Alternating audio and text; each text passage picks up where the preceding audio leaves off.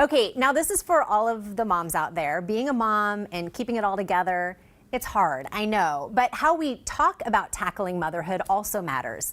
Allie Casazza is the author of Declutter Like a Mother, and she's got some great food for thought on how we can think about parenting.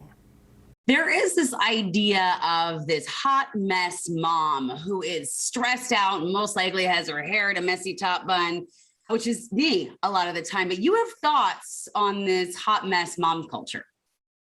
Yeah, I think it's not so much having messy days and, being a normal human. It's more about the messaging behind it. I mean, think about movies about motherhood. The villain is always the woman that, takes care of herself and, isn't a disaster and is feeling good about where things are. Of course, she's usually, a jerk. That is part of it. But, it's this kind of faux camaraderie in motherhood culture that comes from, everyone simultaneously being a constant disaster and subscribing to the idea that this is just motherhood. It just is what it is. And you're only in our circle if you're also a mess, which I think that the danger in that is, like I said, everyone is subscribing to that identity that to be a mom is to be a mess all the time. And you're not a person anymore. You're just a mom. And I think that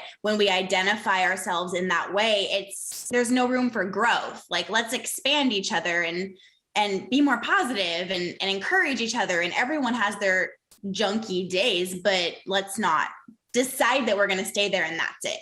Yeah. I mean, I get what you're saying. Okay. So you're overwhelmed. I'm sure at times exhausted with motherhood. But you said you found another way.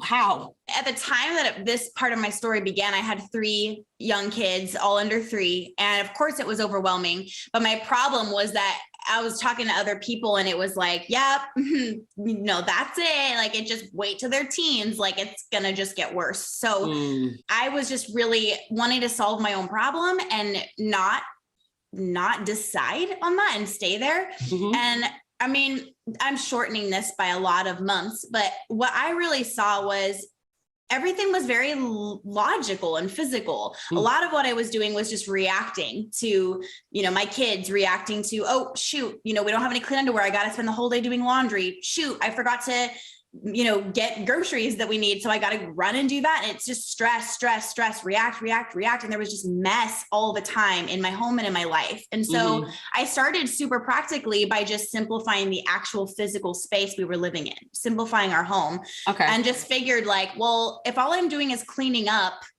what if there was just less? Because we don't even need half this stuff that I'm touching when I'm cleaning up. So like, did you like get rid of a bunch of stuff? Like a bunch of, because we have just toys everywhere.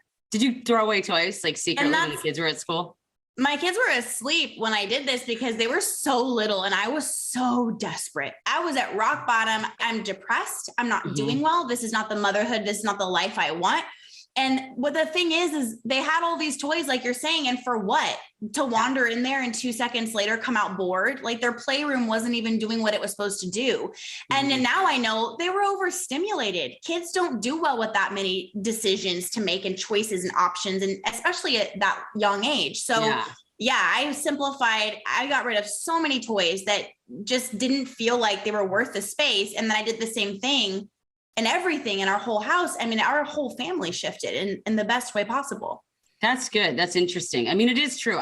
Yesterday, I'm full-time working mom, working from home, also trying to like clean up because I'm tripping over toys. You're right. Like they don't need all this stuff.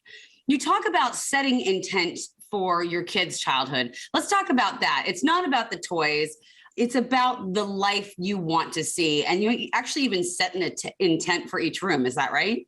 Yeah, I think we have to, I call it setting the intent, but it's really just getting intentional about like pull back from the stuff, pull back from, it's not about minimalism. It's not about having as little amount of possible anywhere. I mean, I just don't like that because it's less stuff for the sake of less stuff. This is about less stuff for the sake of more of what really matters to you. So set the intention for what kind of childhood you want your kids to be experiencing. And then what you have in your home, how you spend your time will be based off of that. Setting the intention in each room is about, what do I want to feel when I'm in here? How do I want guests to feel? How do I want this room to serve me and my family and this home we're paying for? Yeah. You know, really stepping back and getting big picture will help you make kind of like minute decisions as you go. Interesting perspective.